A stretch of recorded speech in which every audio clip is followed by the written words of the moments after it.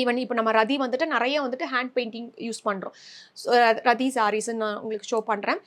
அப்போ வந்துட்டு அவங்க இன்னும் நிறைய பேர் கஸ்டமர்ஸ்லாம் வராங்கன்னா, மெஷின் வாஷே போடுறேம்மா, நான் வந்து ஷாம்பு வாஷ் தான் சஜஸ்ட் பண்ணியிருந்தேன், மெஷின் வாஷே பண்ணுறேன் அப்படிம்பாங்க. ஐ ஸோ ஹாப்பினா அப்போ கூட அந்த குவாலிட்டி கம்மியாகலை. இவ்வளோ வாட்டி வேணாலும் அவங்க வேர் பண்ணலாம், வாஷ் பண்ணி வேர் பண்ண முடியுது. அந்த குவாலிட்டி தான் வந்துட்டு இங்கே மேட்ரஸ்.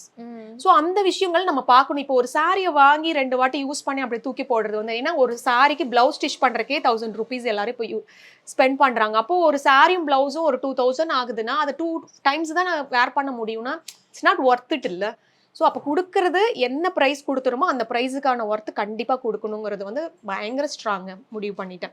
குவாலிட்டியில எங்கேயுமே காம்ப்ரமைஸ் பண்ணக்கூடாது. அதனால தான் நெறைய வீவர்ஸ் பிளேஸ்க்கு நானே எக்ஸ்ப்ளோர் பண்ணி போய் பார்த்து, அதே மாரி நியூவா ஒரு ப்ராடக்ட் வாங்குறோம்னா, திருப்பியும் ஒரு நியூ வீவர் கிட்ட நான் போறேன். இன்கேஸ் நான் போக முடியாம நான் அங்கிருந்தே வாங்கிட்டேன்னா, குவாலிட்டி செக் பண்ணாம நாங்க திருப்பியும் அத ப்ரொசீட் பண்ண மாட்டோம்.